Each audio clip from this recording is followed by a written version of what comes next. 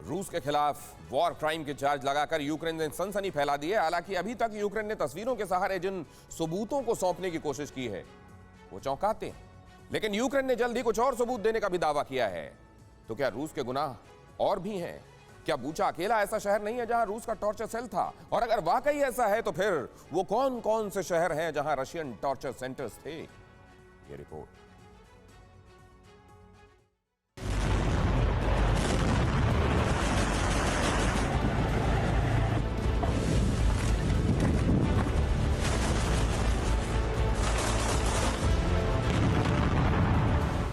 धमाके,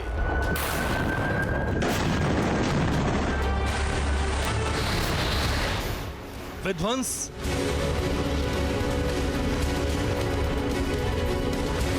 तबाही,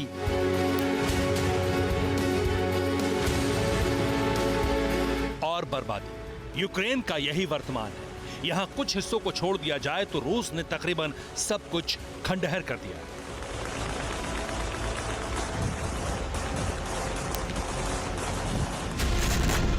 पूरे यूक्रेन पर कब्जे का दावा तो नहीं हुआ, लेकिन आधे से ज्यादा हिस्से में समाये रूसी सैनिकों ने यूक्रेन के कई इलाकों को घेरा और बर्बाद किया और वहां से निकल गए।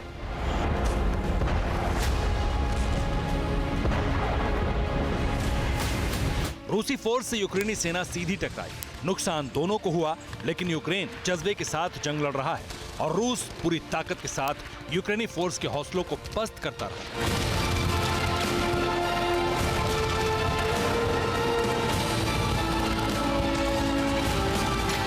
भले ही यूक्रेन पर रूस कब्जे का दावा नहीं कर सका, लेकिन हर कदम पर भारी वही पड़ा। इसलिए जैसे ही रूसी फोर्स ने कुछ इलाके खाली किए, यूक्रेन के डिफेंस डिपार्टमेंट ने उनके बनाए गए बेस तलाशने शुरू किए। हालांकि इसमें यूक्रेन को कितनी सफलता मिली ये नहीं कहा जा सकता, लेकिन यूक्रेन ने दावों के दम पर रूस को कटघरे में खड़ा कर दिया।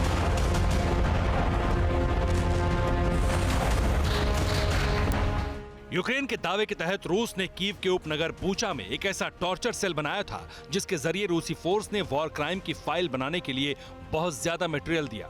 नागरिकों को बंधक बनाकर कत्ल करना, महिलाओं से गैंगरेप और बच्चों को कवच बनाने जैसे कई खुलासे, कई दावे यूक्रेन ने किए हैं। लेकिन सवाल यह है, क्या यूक्रेन के दावे सिर्फ बूचा तक ही सीमित रहेंगे या अभी खुलासे और भी होने हैं? आखिर यूक्रेन में और कितने बूचा जैसे तहखाने हैं?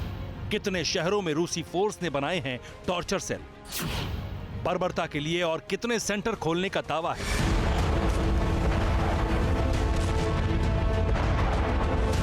यूक्रेन में विनाश विध्वंस के बीच जो दावा किया गया वो चौंकाने वाला है।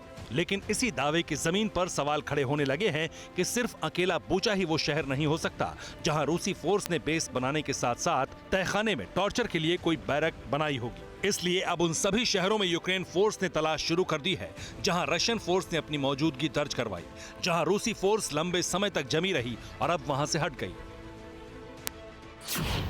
दावे के तहत बूचा के अलावा बर्डियांक, इरपिन, वर्सेल, मारियोपोल, खार्किव और ओडेसा में भी रूस ने ऐसे ही टॉर्चर सेल बनाए थे जहां आम नागरिकों पर रूसी फोर्स ने बर्बरता की।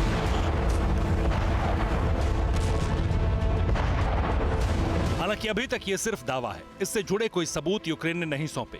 वॉर क्रिमिनल साबित करने के लिए सबूत के तौर पर सिर्फ बूचा में बनाए गए वीडियो को ही इंटरनेशनल क्रिमिनल कोर्ट को सौंपा गया है। लेकिन यूक्रेन ने रूस के खिलाफ कानूनी एक्शन के लिए सबूत की तलाश तेज कर दी है। यूक्रेन को उम्मीद है कि अमेरिका और नाटो के अलावा अंतर्राष्ट्रीय बिरादरी में रूस के खिलाफ ऐसा माहौल बनाया जा सकता है जिससे पूरी दुनिया एकजुट हो जाए। तो क्या वाकई रूस वॉर क्राइम का दोषी साबित होगा? दरअसल यूक्रेन अपने स्तर पर रूस के वॉर क्राइम की जांच कर रहा है। अलग अलग शहरों में यूक्रेन की फोर्स सबूत जुटा रही है। आईसीसी यानी इंटरनेशनल क्रिमिनल कोर्ट की टीम अब तक यूक्रेन में पड़ताल के लिए नहीं पहुंची है। इसलिए यूक्रेन के सौंपे सबूतों पर भरोसा इतना आसान नहीं होगा।